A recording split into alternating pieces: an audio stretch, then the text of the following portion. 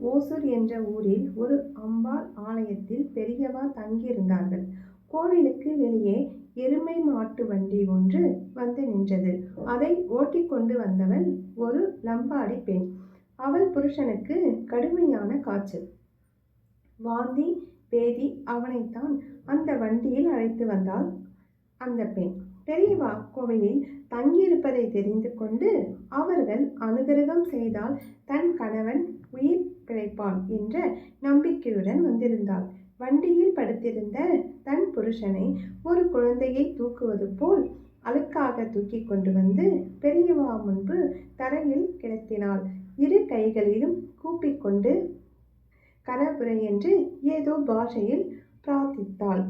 பெரியவா உடனிருந்த தொண்டர்களிடம் சொன்னார்கள், இந்த லம்பாடிக்கு எவ்வளவு பதிபக்தி பார்! ஒரு ஆண் பிள்ளையை, புருஷனை தான் ஒண்டியாக தூக்கி கொண்டு வந்திருக்கிறாளே! பகவான் இவளுக்கு அவ்வளவு சக்தி கொடுத்திருக்கிறான். சத்தியவான் சாவித்திரி கதை புராணத்தில் படிக்கிறோம். இவளும் சாவித்திரி தான்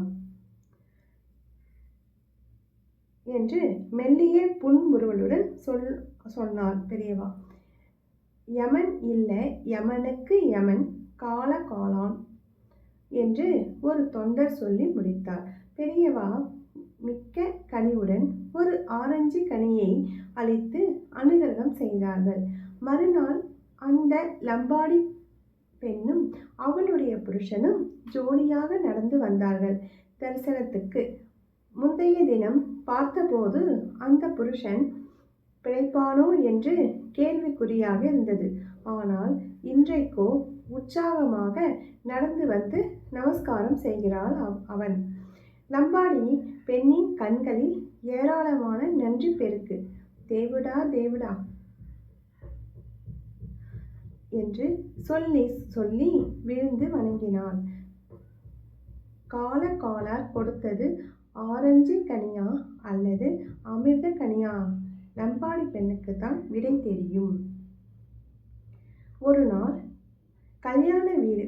தடபுடலாக மேளதாளத்துடன் வாசிப்பும் சப்தமும். குழந்தைகள் அங்கும் இங்கும் ஓடிக்கொண்டு விளையாடி கொண்டு இருந்தனர்.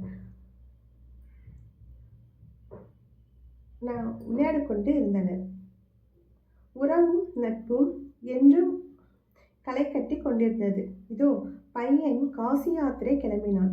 பெண்ணை பெற்றவர் அவள் காதில் ஏதோ குசு குசுவென்று சொன்னார். மாப்பிள்ளை திரும்பி வந்தான். பெண்ணும் பையனும் ஊஞ்சல் ஆனதும் திஷ்டி நாலா பக்கமும் பொத்து பொத்தென்று கலர் சாத உருண்டைகளை வீசப்பட்டன. பையனும் பொண்ணும் கையை கோர்த்து கொண்டு மணமேடையில் வந்து உட்கார்ந்தார்கள். திடீரென்று அத்தனை சந்தோஷம் ஏக காலத்தில் நின்றது. ஒரே பரபரப்பு. ஏன்? உட்கார்ந்திருந்த கல்யாண பெண் அப்படியே மயங்கி சாய்ந்தாள். கூடவே பிட்ஸும் வந்து கையும் இழுத்து கொள்ள வாயில் நுரை தள்ள ஆரம்பித்தது. பாவம், பெற்றவர்கள் உயிரே போய்விட்டது. இரண்டு குடும்பமும் தவித்தன. யாரோ சொந்தக்கார டாக்டர் உடனே வந்து உள்ளே தூக்கி கொண்டு போய் முதலுதவி பண்ணினார். இனி என்ன செய்வது? கல்யாணம் நடக்குமா? ஒருவர் முகத்தில் ஈ ஆடவில்லை. பகவானே, என்ன சோதனை! இப்போதுதான் முதல் முறையாக பெண்ணுக்கு இது போல் வந்திருக்கிறது. அவளுக்கு எதிர்காலம் இனி இல்லாமல் போய்விடுமோ? இரண்டு குடும்பம் பெரியவாளுடன் பக்தியான குடும்பம். பத்திரிகை அடித்து முதலில் பெரியவாளிடம் சமர்ப்பித்து அவருடைய அனுகிரகத்தோடு நடக்கிறது. பின் ஏன் இப்படி? கல்யாணம் பண்ணி வைத்து கொண்டிருந்த ஒரு யோசனை சொல்லி எல்லா வயிற்றிலும் பாலை வார்த்தார். இங்க பாருங்க, யாரும் பயப்பட வேண்டாம். லக்கணத்துக்கு இன்னும் நிறைய டைம் இருக்கு. நேக்கு என்ன தோன்றதுன்னா, நம்ம மாதிரி திக்கற்றவங்களுக்கெல்லாம் கண்கண்ட தெய்வம் பெரியவாதான். நம்ம மாதிரி திக்கற்றவங்களுக்கெல்லாம் கண்கண்ட தெய்வம் பெரியவாதான். பேசாம பெரியவா கிட்ட விஷயத்தை சொல்லி என்ன பண்ணலாம் கேளுங்க. அவர் என்ன சொல்றாரோ அந்த உத்தரவுப்படி நடப்போம் என்றதும் உடனே மடத்தில் மேனேஜர் விஷயத்தை சொல்லி அவருக்கு உடனடியாக பெரியவாளிடம் சொன்னார்கள். கொஞ்ச நேரம் மௌனமாக இருந்த பெரியவா, பொன்னாத்துக்காரர் குலதெய்வம் ஒரு மகமாயி, அவளுக்கு பிரார்த்தனை பண்ணிட்டு ஒரு வேப்பிலை கொத்தை எடுத்து பெண்ணோட தலையில சொருகணும், சரியாய் போயிடும் என்றார் என்றார்.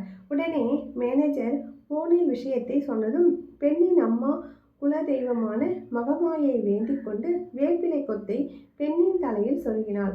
ஆச்சரியமாக மயங்கி கிடந்த பெண் உடனே பளிச்சென்று எழுந்து உட்கார்ந்து கொண்டாள். பையன் குடும்பத்தை பெரியவாளுடைய உண்மையான பக்தர்கள் என்பதால் எந்தவித மாற்றமும் இல்லாமல் உடனே பெண்ணையும் மாப்பிளையும் மணமேடையில் உட்கார வைத்து குறித்த நேரத்தில் நல்லபடியாக கல்யாணம் முடிந்தது. காஞ்சி நோக்கி இரு வீட்டாரும் ஓடினார்கள். பெரியவா அனுகிரகத்தால் கல்யாணம் நன்னா நடந்தது. நன்றி கண்ணீரோடு பெற்றோர்கள் கூறினார்கள். மகமாய் அனுகிரகத்துல சொல்லு, புன்னகைத்தார் பெரியவா.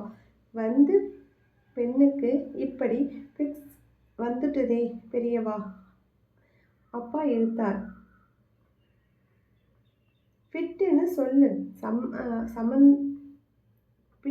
சொல்லு பெரியவா சிரித்து கொண்டே சொல்லிவிட்டு க்ஷேமமா இருப்பா என்று திருக்கரங்களை தூக்கி ஆசீர்வாதம் பண்ணினார்.